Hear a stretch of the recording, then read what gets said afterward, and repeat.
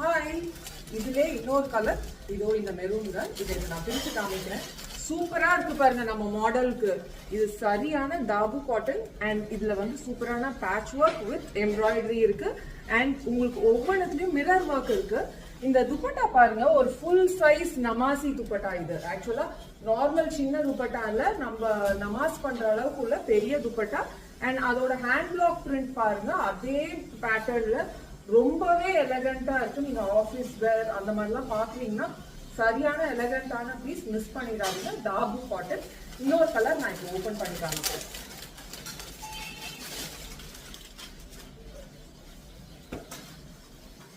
சூப்பர்பான maroon colour.